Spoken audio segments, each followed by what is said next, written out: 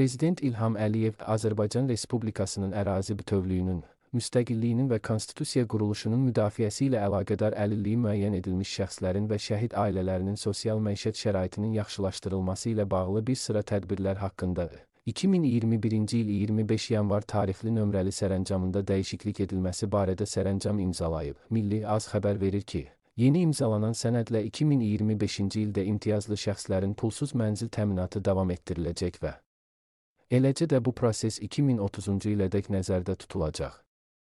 Yəni imtiyazlı şəxslər və ailələrin mənzil təminatı 2025-ci ilin sonunadək deyil, 2030-cu ilədək həyata keçiriləcək.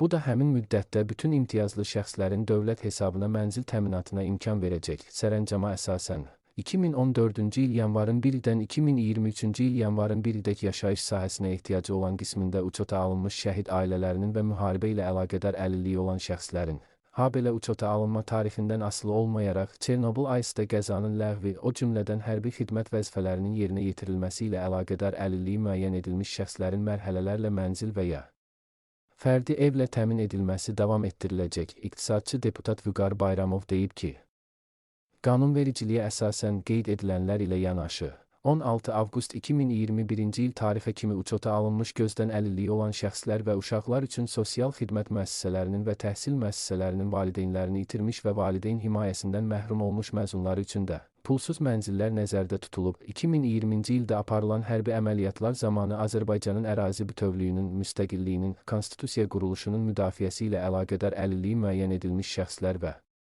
şəhid ailələri, Vətən müharibəsi qəhrəmanı adı verilmiş şəxslər, eləcə də ölümündən sonra həmin ad verilmiş şəxslərin ailə üzvləri də imtiyazlı ailələr hesab olunurlar. Hər il dövlət büdcəsindən imtiyazlı şəxslərin mənzil təminatı üçün vəsait A.